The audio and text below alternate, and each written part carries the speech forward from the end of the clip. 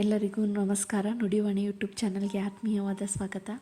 ಈಗಾಗಲೇ ನಾವು ಅಲ್ಲಿ ಮೊದಲ ಹೆಜ್ಜೆ ಕಾದಂಬರಿಯಲ್ಲಿ ಮಗು ತನ್ನ ಓರಿಗೆಯವರ ರೀತಿಯ ಬಟ್ಟೆನ ಹಾಕೋಬೇಕು ಅಂತ ಆಸೆ ಪಡುತ್ತೆ. ಆದರೆ ತಂದೆಗೆ ಅದನ್ನ ತಂದುಕೊಡೋ ಶಕ್ತಿ ಇರಲ್ಲ. ಎಷ್ಟೋ ಮಕ್ಕಳ ಪರಿಸ್ಥಿತಿ ಇಂದಿಗೂ ಸಹ ಹಾಗೇ ಇದೆ. ಕೆಲವು ಸಲ ನನ್ನ ಜೀವನದಲ್ಲೂ ಹೀಗೆ ಆಗಿತ್ತು. ಬೇಕು ಅಂದ ವಸ್ತುಗಳನ್ನ ನಾವು ತಕ್ಷಣ ಪಡ್ಕೊಳ್ಳೋಕ್ಕಾಗದೇ ಇದ್ದಾಗ ಹತ್ತಿರ ಅಪ್ಪ ಅಮ್ಮ ಬೇಜಾರು ಮಾಡ್ಕೋತಾರೆ. ಸಂಕಟದಿಂದ ಆ ಚಿಕ್ಕ ವಯಸ್ಸಿಗೆ ನಮಗೆ ಅದು ಜ್ಞಾನ ಬಂದ್ಬಿಟ್ಟಿರುತ್ತೆ. ಆದರೆ ಅವ್ರ ಮುಂದೆ ತೋರಿಸ್ಕೊಳಕ್ಕಾಗಲ್ಲ.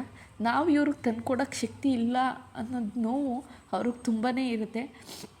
ಹಾಗಾಗಿ ಬದುಕು ಎಲ್ರಿಗೂ ಎಲ್ಲವನ್ನು ಕೇಳಿದ ತಕ್ಷಣ ಪಡೆಯುವಂಥದ್ದು ಸಿಗಲ್ಲ. ಮುಂದೆ ಹೆಣ್ಮಕ್ಳಿಗಾದರೆ ನಿನ್ನ ಮದುವೆ ಆದರೆ ಗಂಡ ತಂದುಕೊಡ್ತಾನೆ ಅಂತ ಹೇಳ್ಬಿಡ್ತಾರೆ.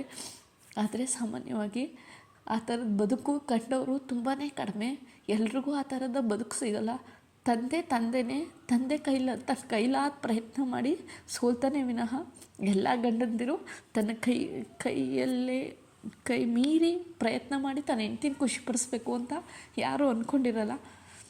ಪೂರ್ತಿ ಕತೆ ನನ್ನ ಯೂಟ್ಯೂಬ್ ಚಾನಲಲ್ಲಿದೆ, ದಯವಿಟ್ಟು ನೋಡಿ.